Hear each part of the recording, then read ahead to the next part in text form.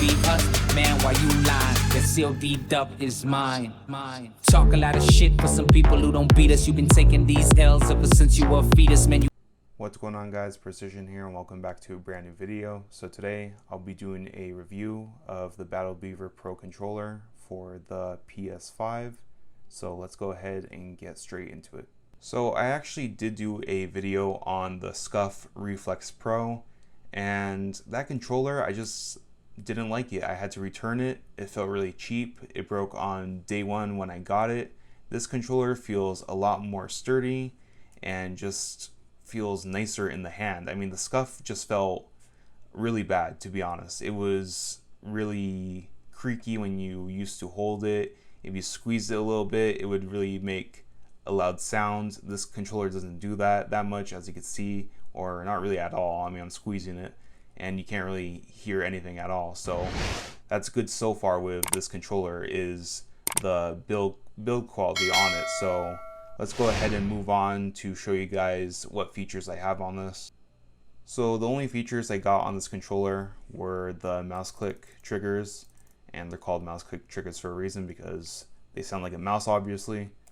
So really good for playing Call of Duty games, especially for me because I do play a lot of COD, and this controller does come in handy.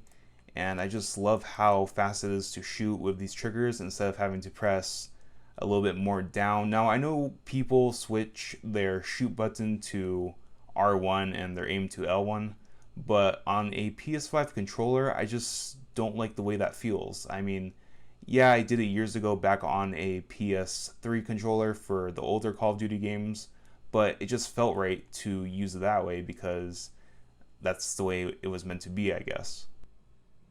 So now I'm going to go ahead and show you guys the triggers on how fast it is to shoot and how they perform.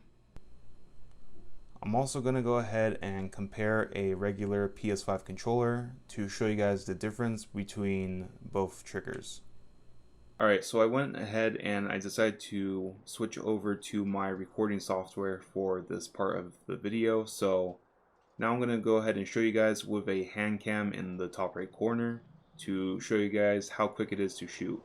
So this is with the Battle Beaver, pretty quick. And here is a regular PS5 controller. So you do have to go down quite a bit for it to shoot.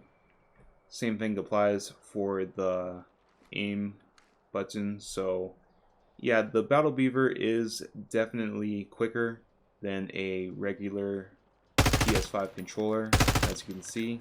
So now it comes down to if these controllers are worth the money. So in my opinion, they are, but it is totally up to you guys if you guys want to spend that type of money on a controller like this. I do not recommend going to Scuf just because of how crappy the build quality was. But if you guys do want to go ahead and get a controller like this of your own, go ahead and go to battlebeaver.com and get a controller just like this. The build quality on them is amazing. I did forget the price of them, but I will go ahead and post a picture up on the screen now to show you guys how much I spent on this one. But that pretty much wraps up today's video. I'll see you guys in the next one. We the clan, raccoon, in Call of Duty, man, our name is Bad News. The Raccoon Clan got a plan to drag you and all of your homies to the graveyard too. We the clan, raccoon, in Call of Duty, man, our name is Bad News. The Raccoon Clan got a plan to drag you and all of your homies